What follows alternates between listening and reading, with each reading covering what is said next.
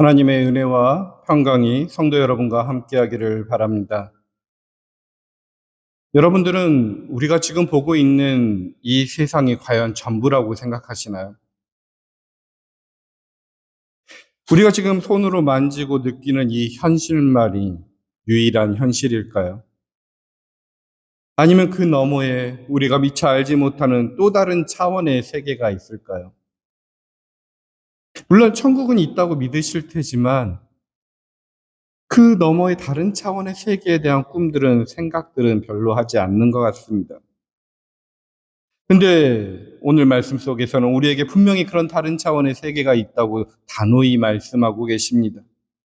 우리의 이 제한된 감각을 뛰어넘는 또 다른 차원의 영적 현실이 있다라고 말하고 있는 것입니다. 그 말씀이 들리셨나요? 하나님께서는 사랑하는 자녀들을 위해 눈부신 영광의 세계에 아직 다 드러나지 않는 숨겨진 비밀이 있다고 말합니다. 오늘 우리는 바로 그 감추어진 부와 그 놀라운 영적 비밀의 문을 함께 두드리고자 합니다. 먼저 오늘 본문 21장 10절의 말씀을 먼저 보겠습니다.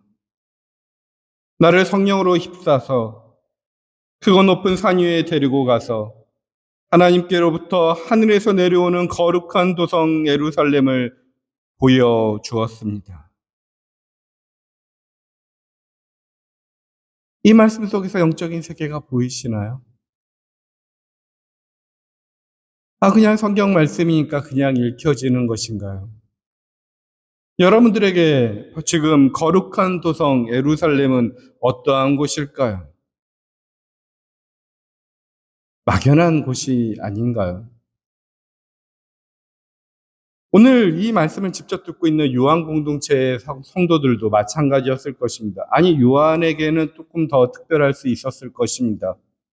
그들에게 거룩한 도성 예루살렘 했을 때 예루살렘의 그 도시가 먼저 떠올랐을 것이고, 그리고 나서 그 의미를 계속해서 탐구해 나갈 수 있었을 것입니다.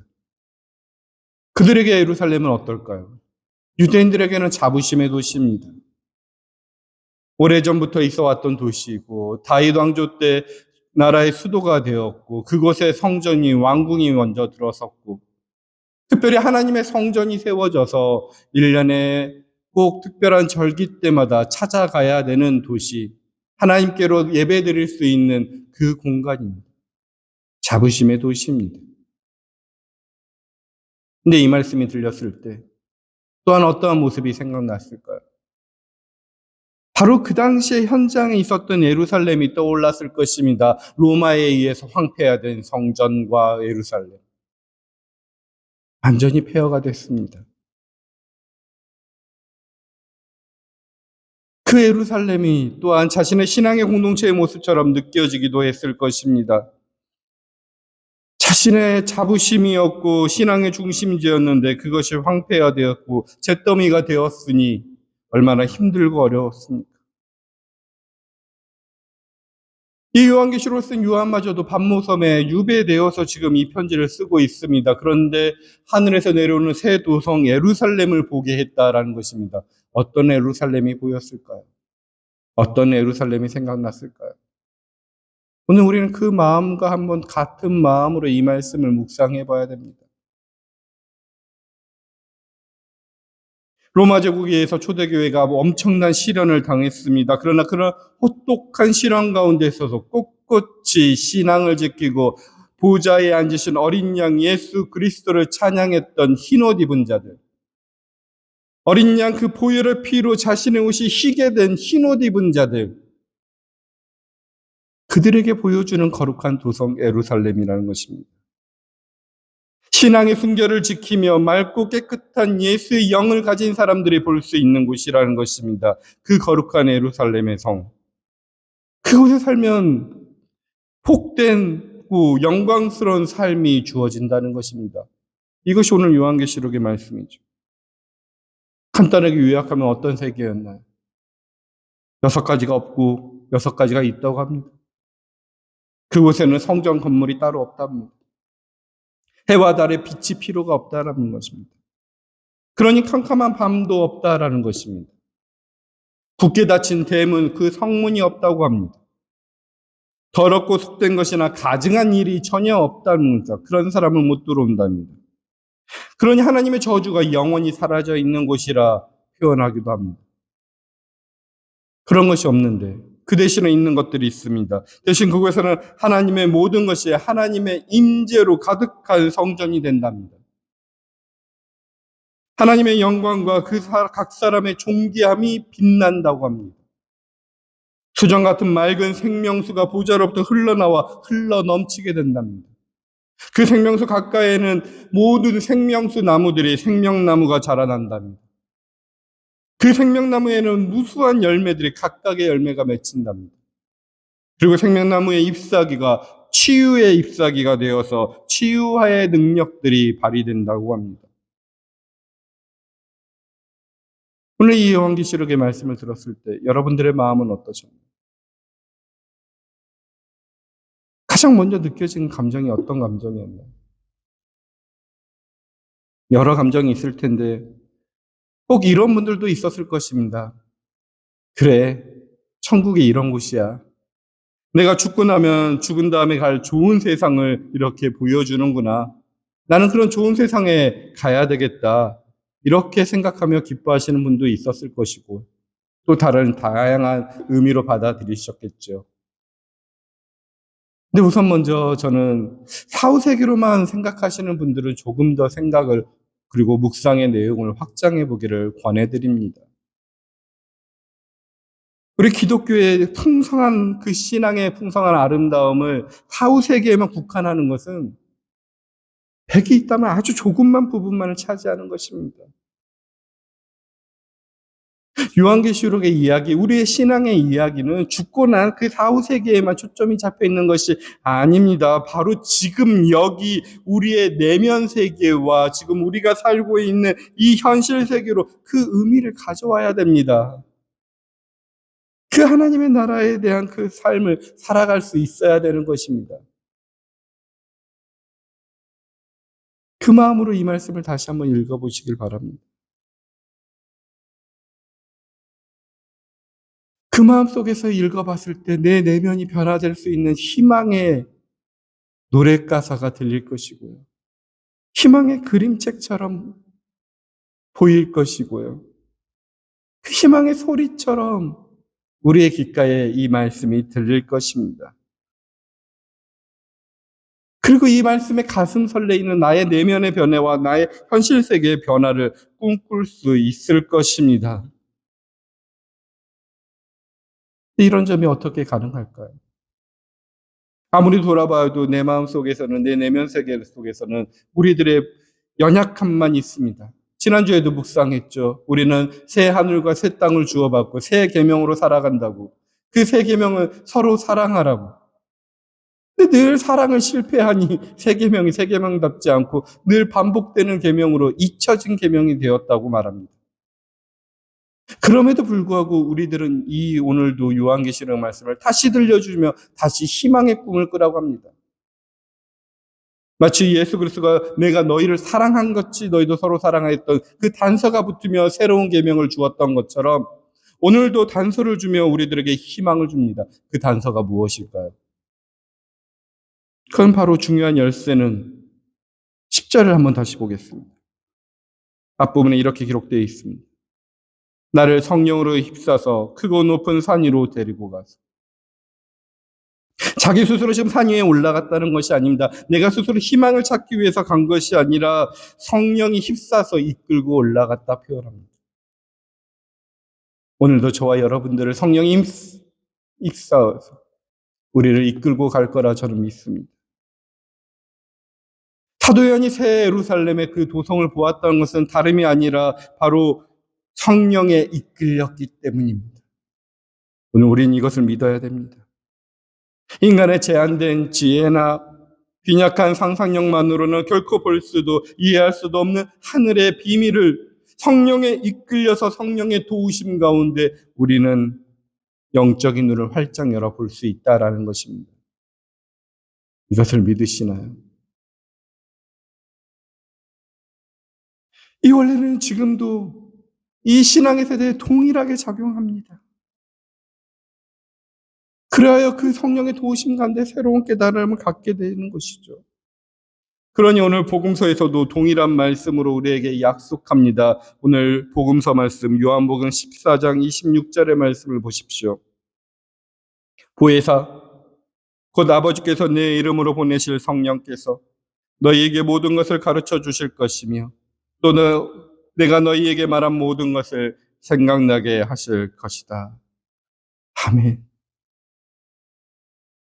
그렇습니다. 성령님이 바로 우리의 가장 위대한 스승이고 진리 가운데로 우리를 인도하는 인도자이십니다. 그분께서는 우리의 마음의 밭을 부드럽게 기경하기도 하시고 우리의 영혼을 조명하시기도 합니다. 그렇게 성령님이 역사하실 때 우리는 바로 사도 요한이 보았던 그 새 예루살렘의 도성을, 하늘에서 내려오는 그 예루살렘에 대한 하늘의 그림을 어렴풋이 볼 수 있습니다.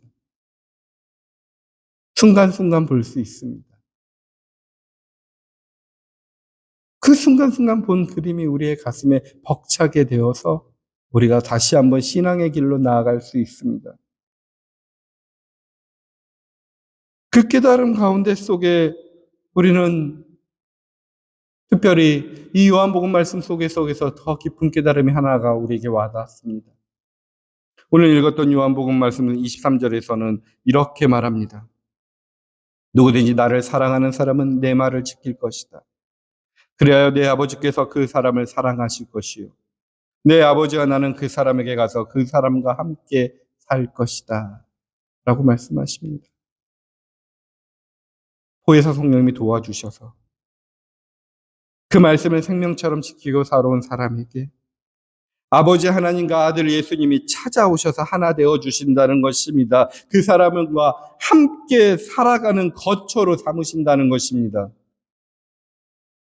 우리를 거처 삼으신다는 것이죠. 하나님과 예수님과 와서 함께 살아간다는 것. 오늘 요한계시록 속에서 하늘에서 내려오는 새 예루살렘의 도성이 나와 함께 한다는 것. 이것을 한번 연관지어서 이번 한 주 깊이 묵상해 보시길 바랍니다. 성령님께서는 바로 이 하나님과의 동행, 하나님과의 함께함, 이 하나님과의 동행함으로 얻어지는 행복을,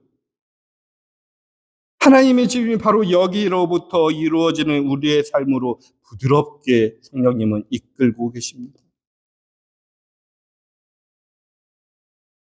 그 거룩한 임재 안에 속에서 거룩한 것과 거짓된 것을 우리가 구별하고 사라질 것과 영원히 남을 것들을 분별하며 하늘의 그 분별하는 지혜마저도 성령님께서 부어주십니다. 오늘 성령님께서도 우리에게 동일한 은혜를 베푸실 것을 믿고 이 말씀을 계속해서 묵상해 보길 바랍니다. 그 묵상 가지고 이 성령의 조명 가운데 속에서 오늘 요한계시록 말씀에 묵상해 보면 이런 것들을 생각해 볼 수 있습니다. 우선 먼저 그곳에 성전이란 건물이 없다고 합니다. 여러분들에게는 어떤 의미로 와 닿으셨는지요? 그곳에 성전이 없는 이유는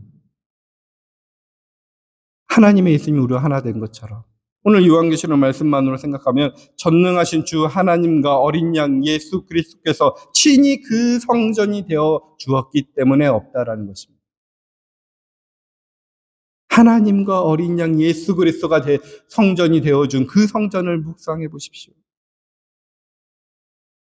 성전이란 건축물은 필요 없지만 그 성전의 의미는 계속해서 필요합니다. 그 성전의 의미를 하나님과 어린 양 예수 그리스도가 대신해 준다는 것입니다. 그럼 어떤 일이 생기나요? 성전이란 건물은 특정한 장소와 특정한 공간에 시공간에 제한되어 있지만 이제부터는 그 시공간이 제한이 없습니다. 모든 공간으로 성전이 확장되어 있습니다. 성전이 보편화되었다고 표현할까요? 모든 것이 살아계신 하나님께서 함께 계신 이 성전이 된다는 것입니다. 그러니 이것을 느끼는 사람에게는 교회나 자신의 기도하는 기도처뿐만이 아니라 자신이 매일 생활하는 식사를 만들어주는 그 부엌이나 내가 일하는 그 직장터나 내가 쉼을 갖고 있는 그 침대 위나 심지어 마구간 같은 평범한 장소조차도 거룩한 성전이 될 수 있다라는 것입니다. 일찍이 마이스터 에크하르트는 이렇게 말했습니다. 그래서 그들은 교회에서 드리는 공적인 예배뿐만 아니라 일상의 모든 사소한 행위 하나하나를 하나님 앞에서 드리는 거룩한 의식으로 만들어 갑니다. 라고 표현합니다. 하나님과 예수 그리스도와 함께하는 성전이 설거지하는 것도 거룩한 의식으로, 빨래를 하는 것도 거룩한 의식으로, 직장에서 일하는 나의 일도 거룩한 의식으로, 내가 공부하는 그 공부의 내용도 거룩한 의식으로, 책을 읽는 것도, 여가 생활을 하는 것도 하나님의 살아계신 임재를 생생하게 경험하는 거룩한 의식이 될 수 있다 생각할 수 있는 것입니다. 여러분, 이렇게 어디에서 무엇을 하든지 하나님의 함께 하심을 경험하며 살아간다면 그것만큼 우리의 삶에 든든한 반석도 없는 것입니다.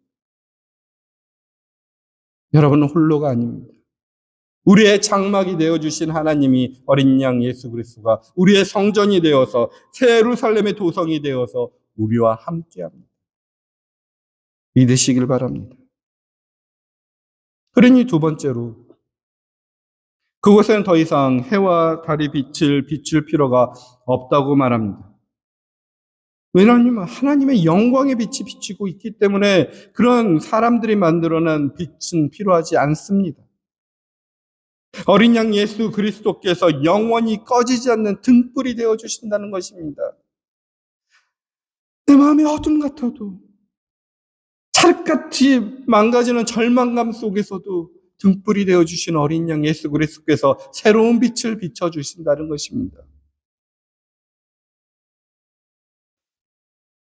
이 말씀 가운데 속에서 하나님의 영광이, 그리고 그 어린 양 예수 그리스도의 등불이 존귀, 영광과 존귀를 가지고 들어온다는 이 말씀을 한번 이번 한 주 깊이 묵상해 보시길 바랍니다.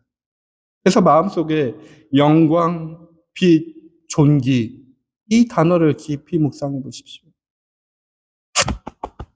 하찮은 저희에게 들어오셔서 하나님의 영광을 드러내고자 했고 빛을 비춰주시고 존귀하게 여기는 이 세 단어를 묵상해 보시고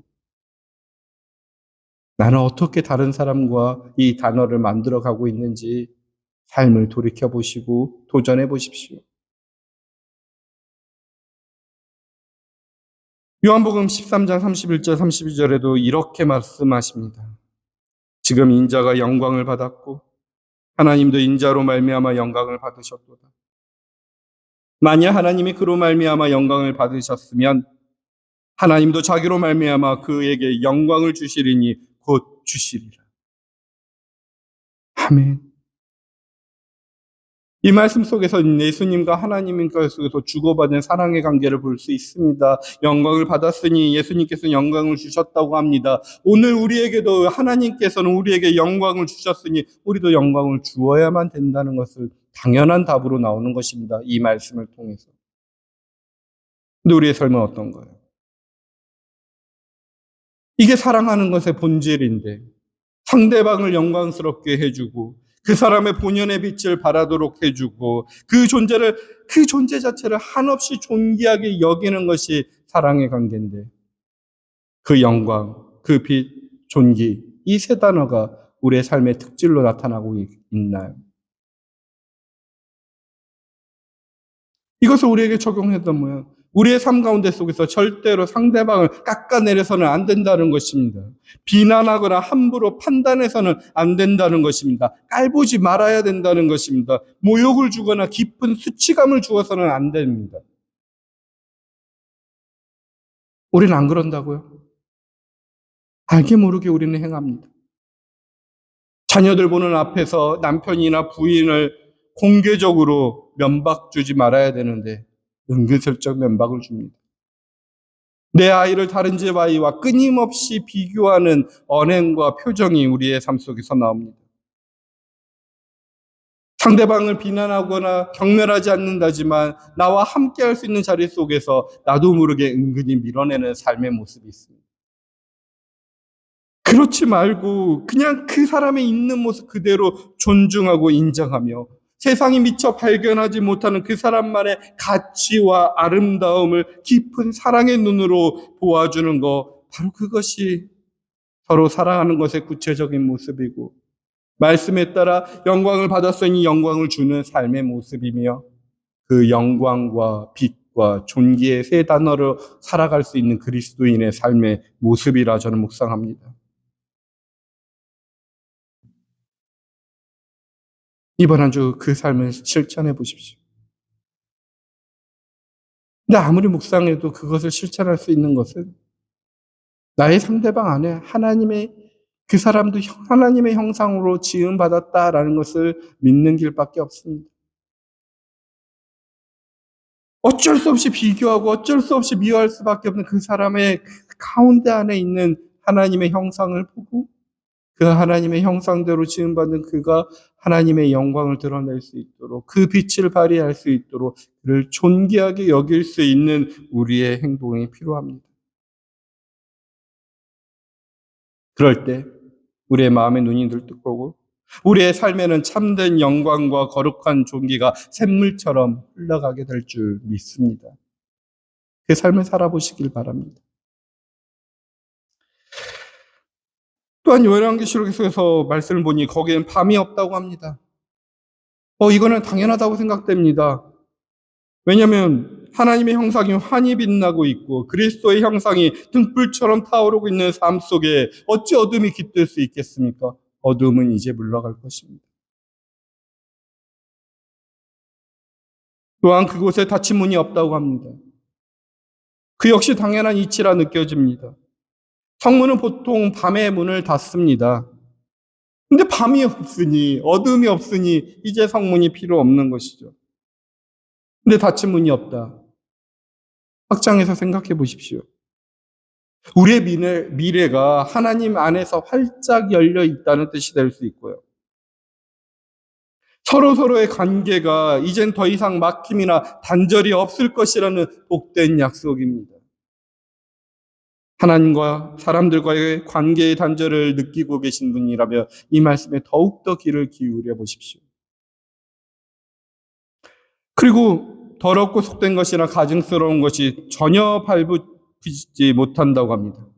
그리고 하나님의 저주 또한 영원히 사라진다는 것입니다.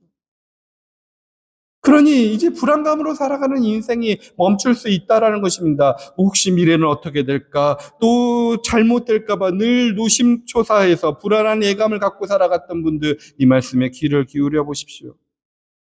요한계시록 21장 4절의 말씀처럼 애통하는 것이나 곡하는 것이나 아픈 것도 다시는 없을 것이다. 이 말씀을 삶으로 살아보시길 바랍니다. 그 대신에 그곳에는 어떤 것이 이루어지나요? 생명수가 흘러넘친다는 것입니다. 수정 같은 맑은 생명수가 강처럼 흘러간다는 것입니다. 그 생명수를 마시며 강 좌우에 생명나무가 무성하게 자라갑니다. 그리고 생명나무에는 달마다 새로운 12가지의 열매를 풍성하게 맺힙니다. 이 아름다운 그림이 우리에게 무엇을 의미하는 것일까요? 그것이 바로 어린 양의 피로 희어지게 된 사람들, 곧 예수의 생명으로 정결케 사람들 삶 속에는 이처럼 생명의 풍성한 기운이 늘 약동하며 흘러넘친다는 뜻입니다. 내 안에 생명이 흘러넘치고 생명력의 기운 속에서 마치 아름드린 나무처럼 든든하게 자라난다는 것입니다. 그리고 많은 사람들에게 이 삶의 의미와 보람이라는 달콤한 열매들을 나누어 줄 수 있는 것이고, 고단한 인생길에 지친 사람들에게 시원한 쉼과 위로를 제공하는 그늘을 제공해 줄 수 있는 나무가 된다는 것입니다. 생각만 해도 아름다운 삶 아닌가요? 끝으로 그것에는 완전한 치유가 있다고 합니다. 어린 양의 피에 자신의 상한 마음을 깨끗이 씻어 희게 된 사람들은 그 영이 이미 맑고 투명해졌기 때문에 다른 사람들의 상한 마음을 진심으로 이해하고 그들의 온전히 치유의 길로 인도해 주시는 것입니다.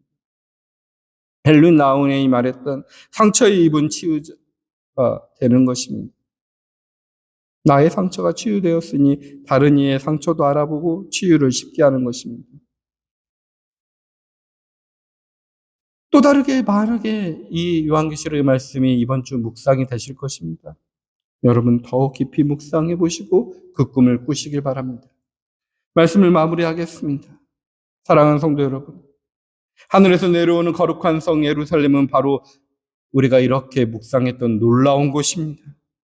간절히 바라기는 오늘 이 자리에 계신 모든 성도 여러분들의 내면 세계가, 그리고 여러분들의 영혼이 바로 이 새 예루살렘의 모습으로 아름답게 변화되기를 요청드립니다. 나아가 우리의 실제 삶의 현실이 이 하늘 예루살렘의 빛나는 영광을 이 땅에 투영하는 거울이 되기를 축복드립니다. 그렇게 될 때 우리의 매일의 삶은 마르지 않는 감사로 가득 찰 것이고, 생동력 있는 생기가 넘칠 것이고, 그 감격 속에서 우리는 세상이 줄 수도 알 수도 없는 참된 행복을 누리고 살아갈 것입니다. 그러니 이제 성령의 도우심을 받아 새 예루살렘으로 향하여 힘차게 일어나 움직이시길 바랍니다. 주님의 강구로 하나님의 보내신 성령님이 우리의 그 발걸음을 반드시 도우실 것입니다. 그 성령님의 도우심으로 우리가 어느 곳에 있든지 늘 평강을 누리며 참된 소망과 믿음으로 사랑을 실천함으로 이 땅에 하나님의 나라가 임함을 증거하는 저와 여러분 모두가 되기를 주님의 이름으로 축원드립니다. 기도하겠습니다. 살아계신 하나님 아버지, 사도 요한을 성령으로 이끄시어 하늘의 비밀을 보여주었듯이 저희에게도 보혜사 성령님을 충분히 부어주셔서 영의 눈을 열게 하여 주옵소서.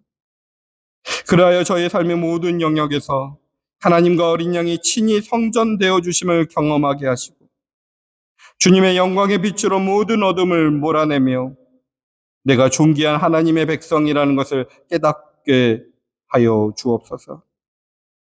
밤이 없고 저주가 없으며 모든 눈물을 씻기시는 하나님의 나라의 참된 평강과 기쁨을 지금 여기에서부터 누리게 하여 주시고 그 받은 은혜 다른 이에게 나누며 영광과 존귀와 빛을 올려드리는 복된 삶이 되게 하여 주시옵소서. 예수님의 이름으로 기도합니다. 아멘.